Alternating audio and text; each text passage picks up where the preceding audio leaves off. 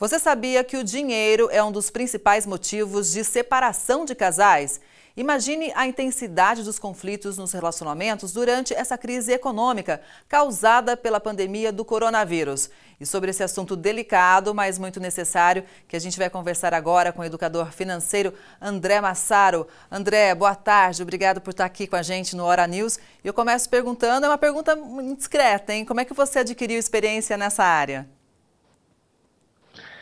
A própria, claro, e também através de clientes, de alunos, porque eu estou há bastante tempo na área de educação financeira, né? E eu acabo, de alguma forma, participando de forma direta ou indireta do drama das outras pessoas, né? Mas, felizmente, em minha defesa, eu posso dizer que a maior parte foi experiência de observação de terceiros mesmo. Agora, diferenças, desequilíbrios de ganhos, né? São os principais motivos das brigas entre os casais? Não, são um motivo importante, mais importante do que a gente gosta de admitir, né? Porque a gente quer acreditar que o mundo evoluiu bastante do ponto de vista social, cultural, mas ele não evoluiu tanto assim, ainda existe muitas ideias meio antiquadas aí. Mas o que eu vejo como maior ponto de conflito em casais é aquilo que se chama de infidelidade financeira, que é exatamente o que o nome sugere ser.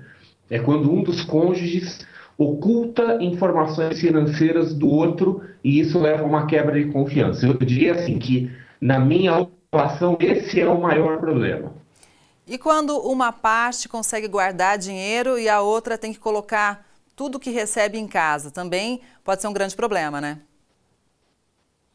Pode, quando isso não é uma coisa combinada. Porque aí que tá, quando a gente fala de um casal, de um arranjo familiar, não existe um modelo ideal. O modelo ideal é aquele modelo que as duas partes concordam. Então, por exemplo, tem um casal que desde o começo combinou assim, olha, tal pessoa vai ser um cônjuge vai ser o provedor, o outro vai talvez cuidar mais da família, ou os dois vão trabalhar conjuntamente, qualquer arranjo é possível. O que gera conflito são arranjos que não são combinados e depois geram satisfação no futuro. Vale aquele ditado, então, que o combinado não é caro, né? Mas na hora de partilhar as despesas da casa, como evitar o estresse? Do mesmo jeito, combinando quais são as regras, tá? Porque tem casais, novamente, que definem assim, olha, um cônjuge vai ter uma participação maior, o outro não. Até porque muitas vezes num casal se faz entre aspas, um investimento em carreira. Às vezes um dos cônjuges ele está mais promissor do ponto de vista de carreira profissional e os recursos todos são investidos mais naquela pessoa. Então, dentro dessa combinação de casal, pode ser que esse acabe assumindo uma parte maior das despesas, né?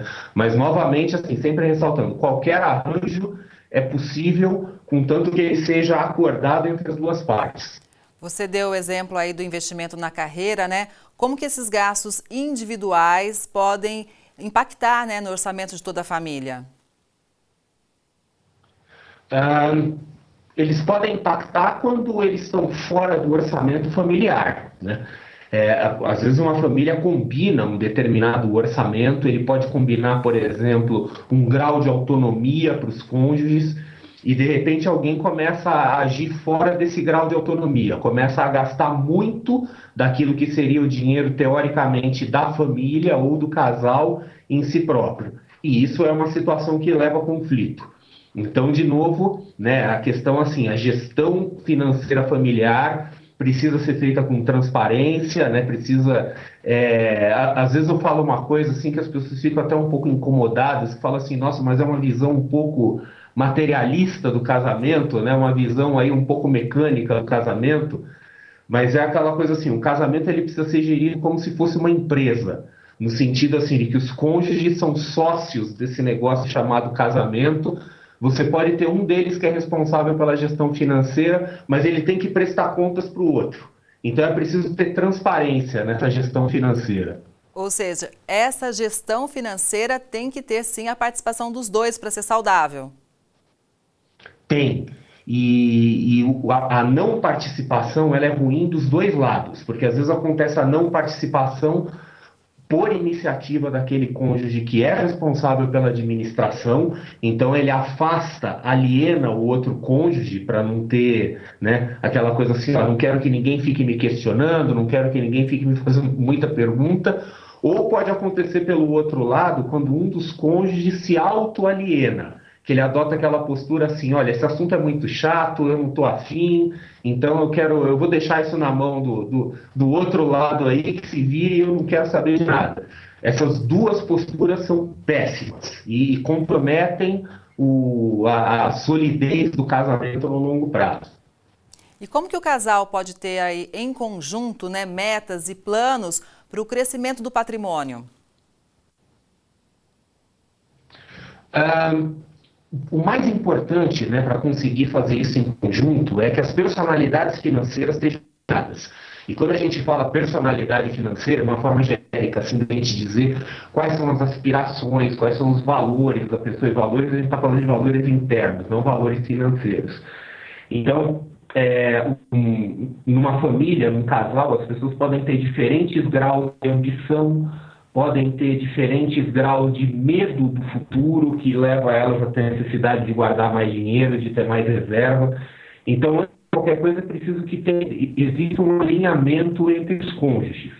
Então, vamos imaginar assim, se tem um cônjuge que é um pouco mais ambicioso, ele concorda, por exemplo, em atrasar um pouco a constituição da família, mas para fazer um patrimônio maior, para investir mais na carreira. Se o outro tiver com essa visão, aí é uma questão assim de sentar e combinar e definir metas e objetivos. Então, estabelecer, olha, nós vamos fazer esse investimento em carreira, investimento em, às vezes até investimento financeiro mesmo, com o objetivo de chegar em algum lugar pré-determinado. E como garantir apoio financeiro para os filhos também, que é uma grande preocupação dos pais, né? Dar o suporte escolar e tudo mais. Isso entra no orçamento e, novamente, assim, cada família tem o seu arranjo. Então, tem famílias, por exemplo, que podem estabelecer uma mesada que vai crescendo ao longo do tempo, tem famílias que podem estabelecer algum outro tipo de coisa, do tipo assim, olha, vamos investir tudo que a gente puder nos filhos para que no futuro eles possam talvez entrar numa universidade pública, algo assim. Então, de novo, assim, os filhos, né, dentro dessa visão assim do casamento como se ele fosse uma empresa, né, os filhos fazem parte disso aí. Então, é preciso planejar também o que vai ser feito com eles, quer dizer, tanto em termos de gasto, como que vai ser o padrão de vida dos filhos, qual tipo de valor que vai ser passado por filho. Novamente, quando eu falo de valor, eu não estou falando de valor financeiro, mas valor pessoal, né? Porque é preciso ensinar os filhos a lidar com dinheiro, ensinar os filhos a entender que as coisas não vêm a troco de nada, né? E também planejar o futuro deles, o futuro profissional, esse tipo de coisa, quer dizer, que tipo de suporte vai ser dado e por quanto tempo. André, você citou que a infidelidade financeira é um grande problema, né? Como a gente pode resolver isso entre os casais para evitar conflitos futuros? Isso é uma coisa assim que infidelidade está associada à confiança. Confiança é uma coisa que quando tem uma fissura é difícil de recuperar.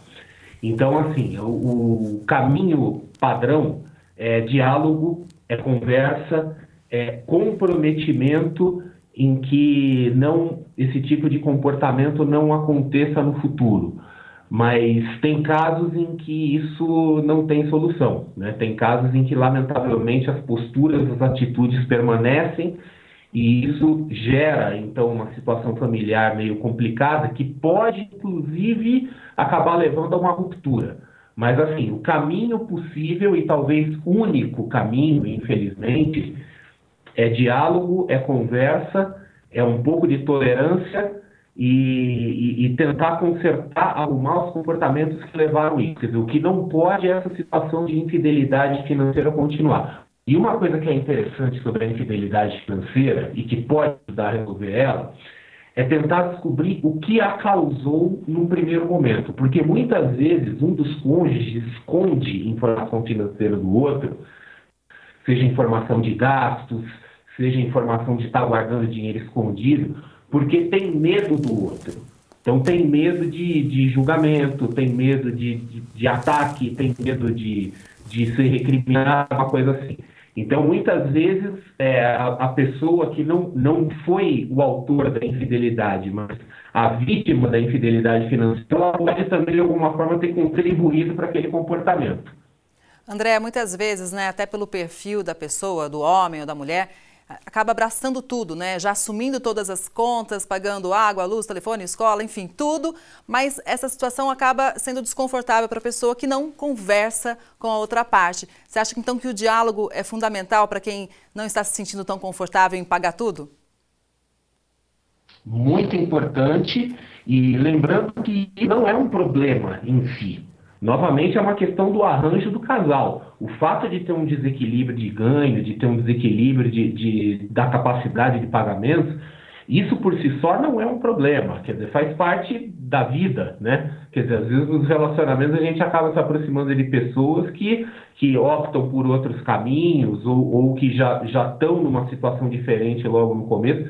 E isso não tem problema nenhum. Tudo é uma questão de se combinar antes do que vai fazer e também procurar tomar atitudes para não gerar esse tipo de desconforto. Porque uma coisa comum em casais e que leva a conflito também é quando tem um dos cônjuges que, vamos dizer assim, ele acaba tendo uma capacidade financeira maior, ganha mais, consegue pagar mais despesas. Às vezes a coisa, vamos dizer assim, sobe um pouco para a cabeça e esse cônjuge acaba, às vezes, adotando posturas um pouco abusivas e controladoras e etc. E isso é uma coisa que não pode acontecer porque leva a conflito e leva a ressentimento lá na frente. André, o que dizer para os casais, né, que enfrentam essa pandemia? Muitos tiveram redução de salários, outros perderam o emprego. A primeira, sim, é não entre em pânico, né? Quer dizer, isso é uma crise, ainda que seja uma crise um pouco diferente de todas que a gente viveu, mas crises tendem a passar, ainda que o mundo fique um pouco diferente, tá? Então, alguns segmentos de negócio aí podem acabar não sendo tão bons, algumas pessoas vão ter que fazer mudanças profissionais mais profundas, mas, assim, crises são coisas que a gente supera. Então, é preciso tomar as medidas para não comprometer o relacionamento, a não ser que o relacionamento já esteja comprometido, ele já estava antes da pandemia, tá? Mas, assim, é preciso tomar as medidas para que o relacionamento seja preservado, para que a família seja preservada, e levar em conta de que se não se precipitar nenhuma briga, nenhum conflito aí durante essa fase, essa situação, esse impacto financeiro, impacto profissional, ele tende a se recuperar no futuro.